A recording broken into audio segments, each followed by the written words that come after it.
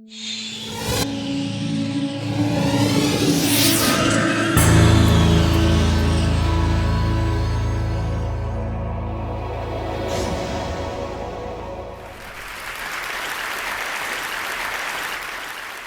bring to you a message from tens of thousands of people in the villages, in the slums, in the hinterland of the country, who have solved problems through their own genius without any outside help. When our Home Minister announces a few weeks ago a war on 1/3 of the India, about 200 districts that he mentioned, were ungovernable, he missed a point. A point that we have been stressing for the last 21 years. The point that people may be economically poor, but they are not poor in the mind.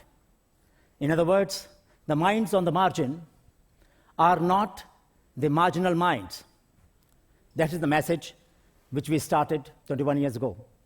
And why did it start? Let me just tell you briefly my personal journey which led me to come to this point.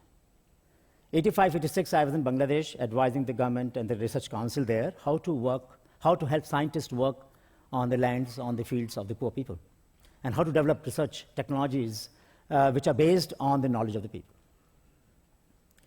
I came back in 86. I had been tremendously invigorated by the knowledge and creativity that I found in that country, which had 60% landlessness, but amazing creativity. I started looking at my own work. The work that I had done for the previous 10 years, almost every time had instances of knowledge that people had shared. Now, I was paid in dollars as a consultant, and I looked at my income tax return and tried to ask myself, is there a line in my return which shows how much of this income gone to the people whose knowledge has made it possible? Was it because I'm brilliant that I'm getting this reward or this recognition?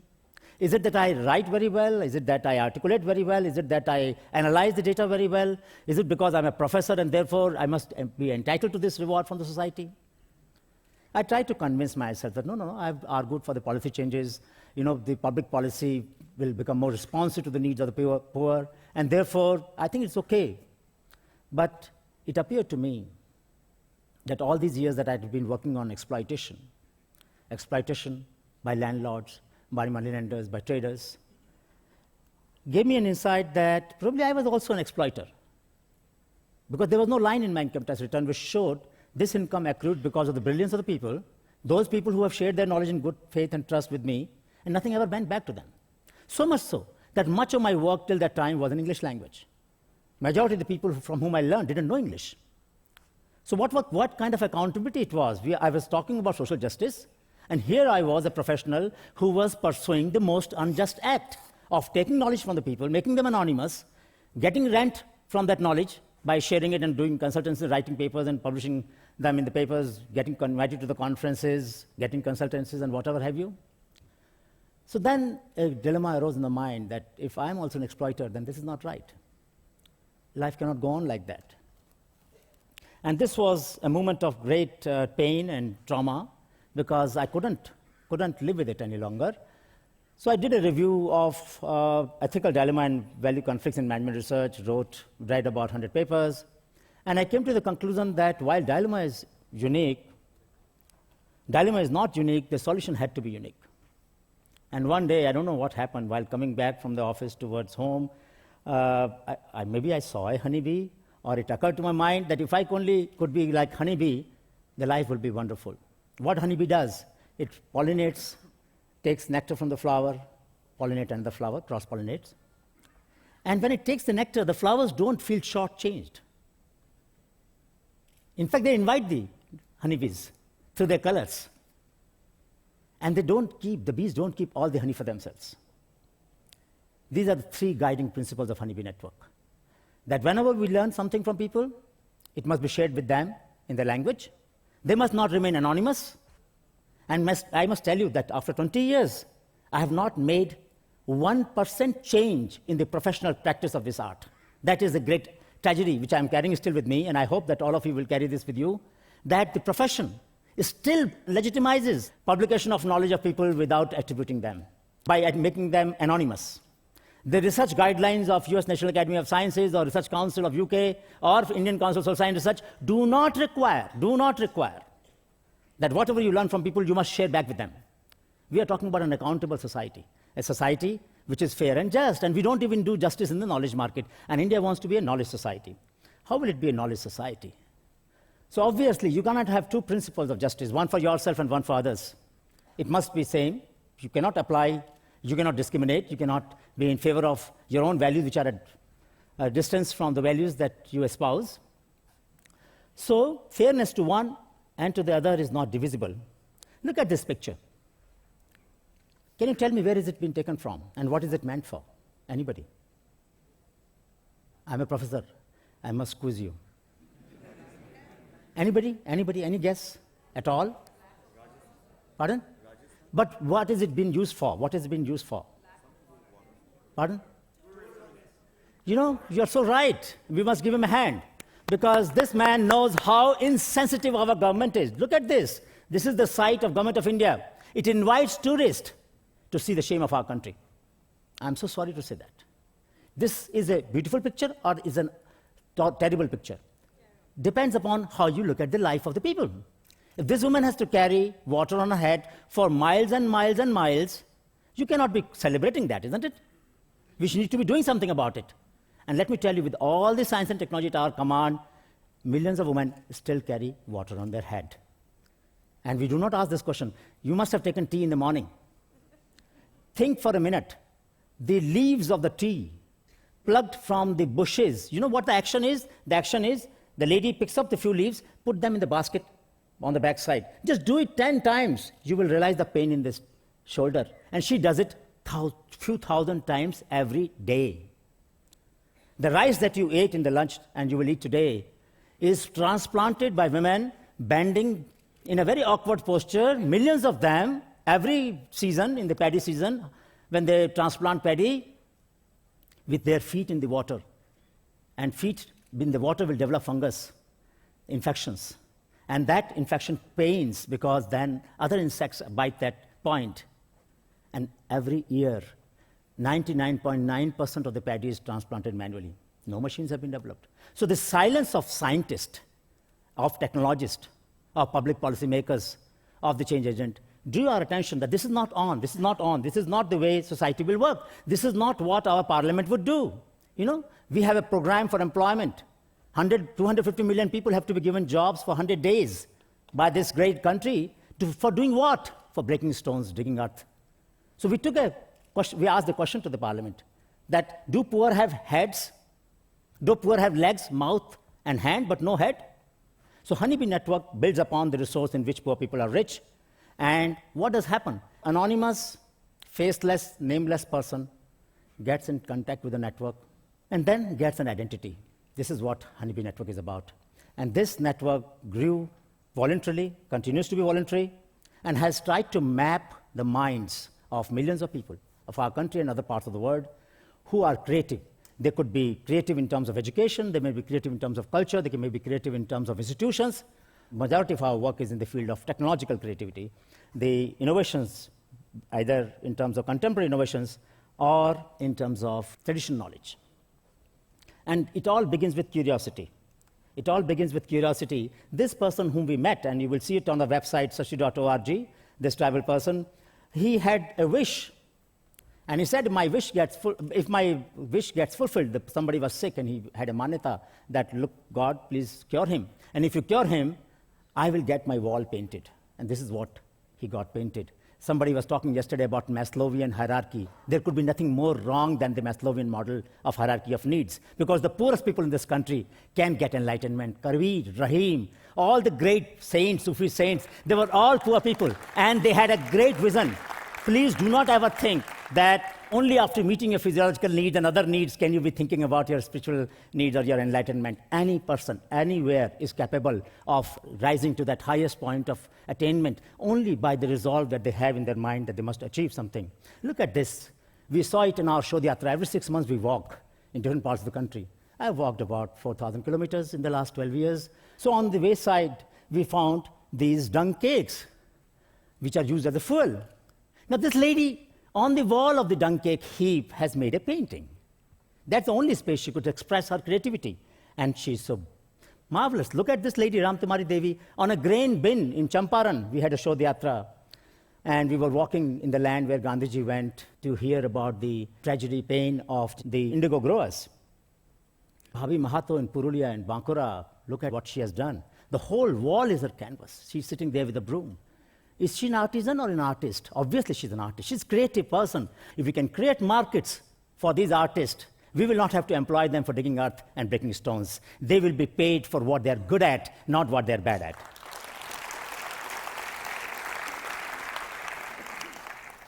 Look at what Rozadin has done. In Motihari, in Champaran, there were a lot of people who sell tea on the shack.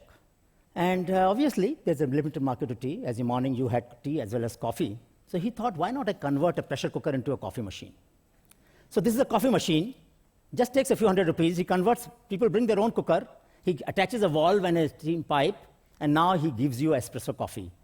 Now, this is the real affordable coffee percolator, works on the gas. Look at what Sheikh Jahangir has done. A lot of poor people do not have enough grains to get ground. So this fellow is bringing a floor grinding machine on a two-wheeler. If you have 500 grams, 1 kilogram, he will grind it for you. The floor mill will not grind such a small quantity. Please understand the problem of poor people. They have needs which have to be met efficiently in terms of energy, in terms of cost, in terms of quality. They don't want second standard, second quality outputs. But to be able to give them high quality output, you need to adapt technology to their needs. And that's what Sheikh Jahangir did. But that's not enough what he did. Look at what he did here. If you have clothes and you don't have enough time, you have to wash them, he brought a washing machine to your doorstep mounted on a two-wheeler. So it's a model where a two-wheeler washing machine, he's washing the clothes and drying them at your doorstep.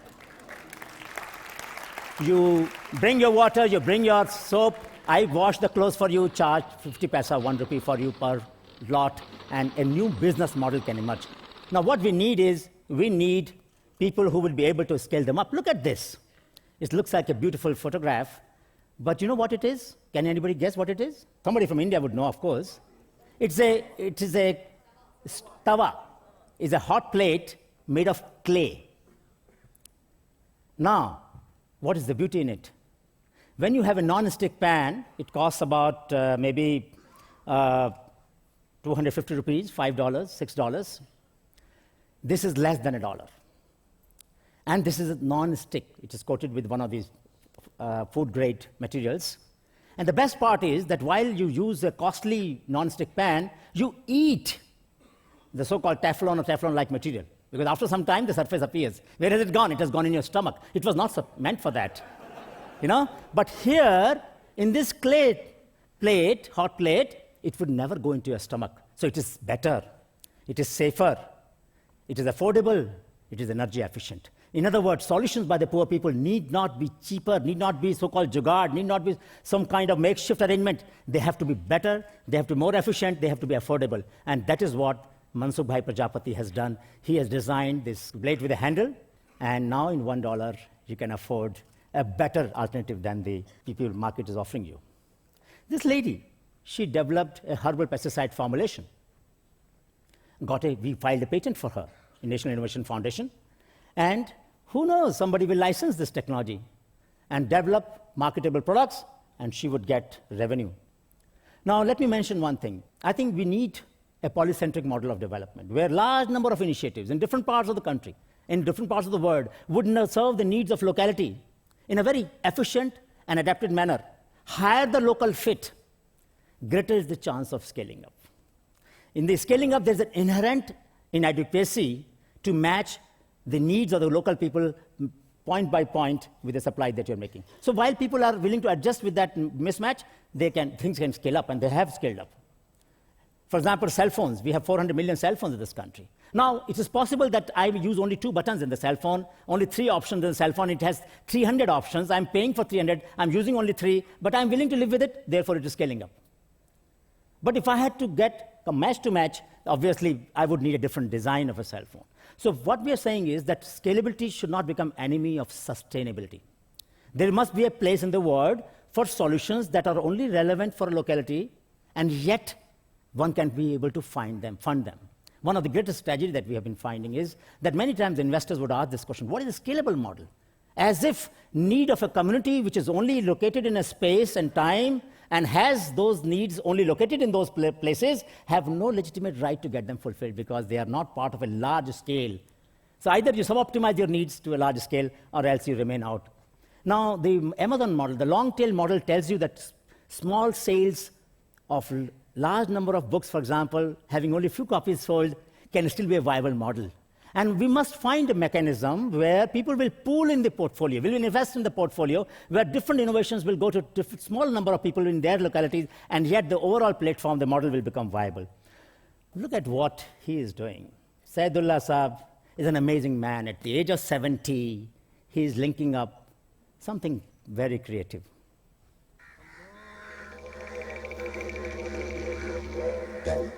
नाव का इंतजार मुझे गवारा न था,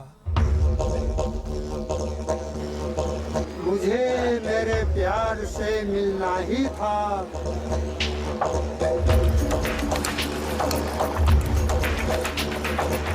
मेरी बेकरारी ने मुझे आविष्कारी बना दिया।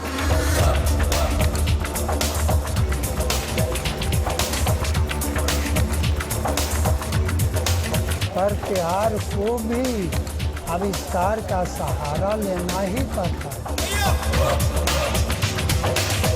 आविष्कार ही मेरी नूर का नूर है, नई खोज ही मेरी जिंदगी का जुनून है।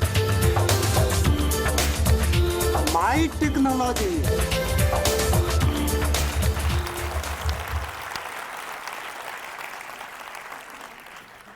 Saidullah Saab is in Motihari again, in Champaran.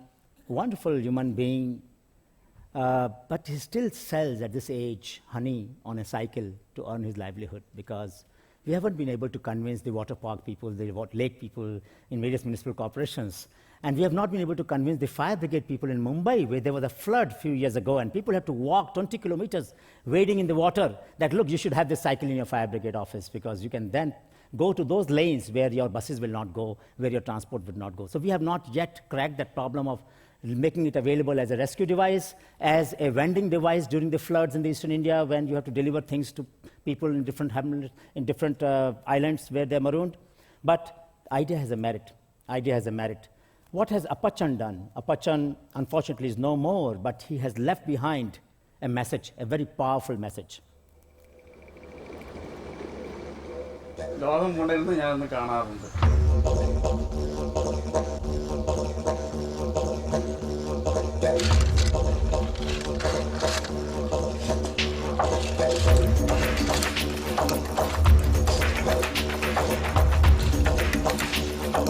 തേങ്ങ എൻ്റെ തലയിൽ വീണപ്പോഴല്ലേ എനിക്ക് ആ ആശയം ഉദിച്ചത്. സാമ്പത്തിക ബുദ്ധിമുട്ടുകൾ കൊണ്ട് എനിക്ക് പഠിക്കാൻ സാധിച്ചില്ല, എങ്കിലും ഞാൻ വിജയത്തിൻ്റെ ചവിട്ടുപടികൾ കയറി. നാട്ടുകാരിപ്പോൾ എന്നെ സ്പൈഡർമാൻ എന്നാണ് വിളിക്കുന്നത്.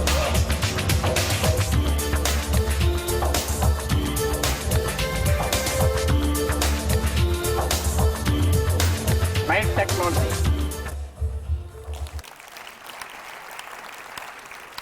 Many of you might not realize and believe that we have sold this product internationally, what I call as G2G model, grassroots to global.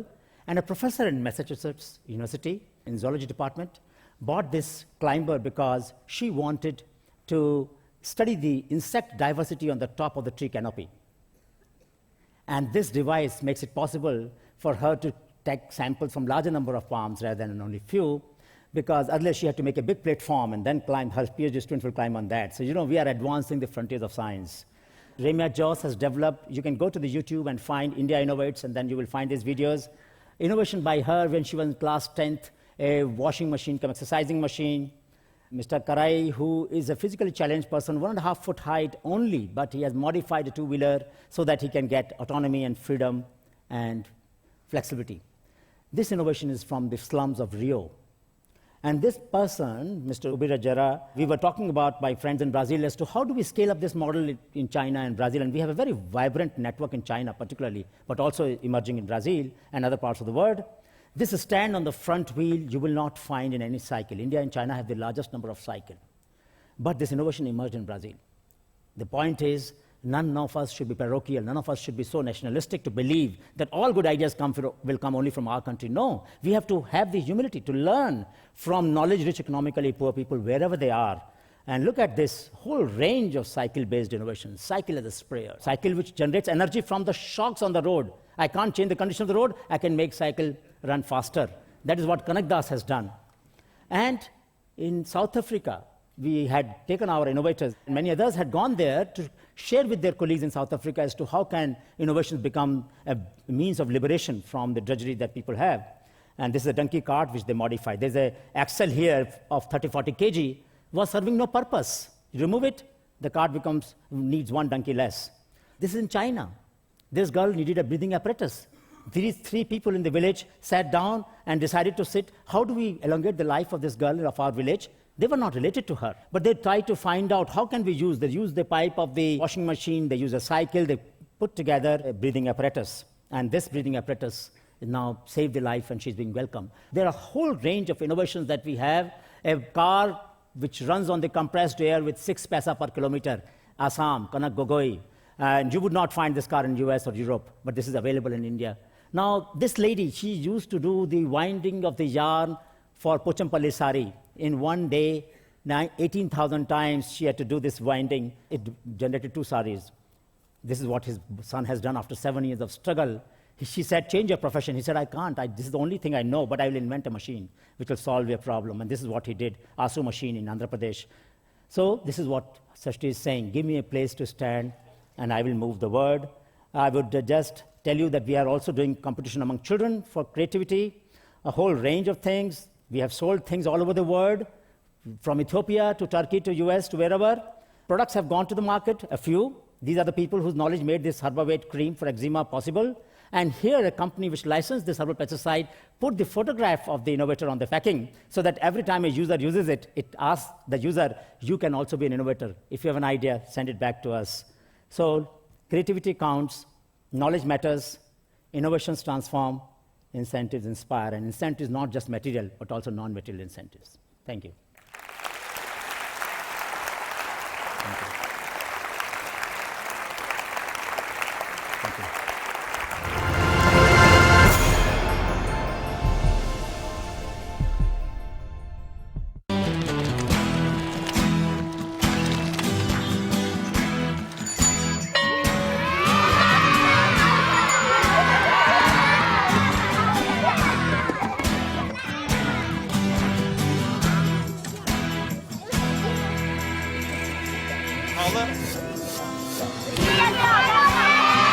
Sharing.